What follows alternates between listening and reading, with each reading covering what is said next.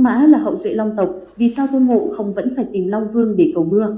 Bạch Long Mã xuất thân từ Long tộc, nhưng khi Tôn Ngộ không cần cầu mưa gấp vẫn phải lặn lội đến tận Long cung để nhờ vào Long Vương. Vì sao?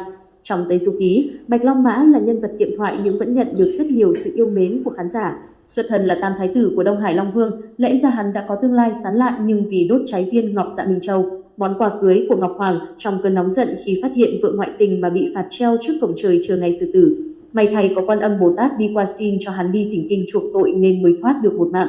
Như vậy, dù đã hóa thành con ngựa trắng nhưng Bạch Long Mã vẫn là hậu duệ của Long tộc. Ấy vậy mà mỗi khi Tôn Ngộ không muốn cầu mưa, hắn tuyệt nhiên không giúp sức được gì. Điều này dẫn đến ba thắc mắc lớn, đó là Bạch Long Mã có phải rồng không? Có phải con rồng nào cũng có thể hô mưa gọi gió?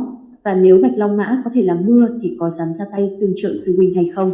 Trước tiên, về thân thế Long tộc, Bạch Long Mã không còn là một con rồng thực sự nữa, bởi khi ăn mất con ngựa trắng của Đường Tăng, hắn đã bị Quan Âm Bồ Tát thu mất ngọc rồng, loại bỏ sừng lẫn vảy rồng và biến thành thú cưỡi thay thế cho hòa thượng nhà Đường. Chỉ đến khi thỉnh được chân kinh, đắm mình trong hồ Hóa Long thì Bạch Long Mã mới khôi phục lại hình dạng rồng ban đầu. Thêm vào đó, trên thực tế thì không phải con rồng nào cũng có khả năng hô mưa gọi gió. Chuyện mưa nắng vốn được quản lý kỹ càng, chỉ khi nào có chiếu chỉ của Ngọc Hoàng ban xuống thì mới được phép làm. Câu chuyện Long Vương Kính Hà bị xử tử vì tự ý thay đổi thời gian, lượng mưa lệch với chiếu chỉ của Ngọc Hoàng.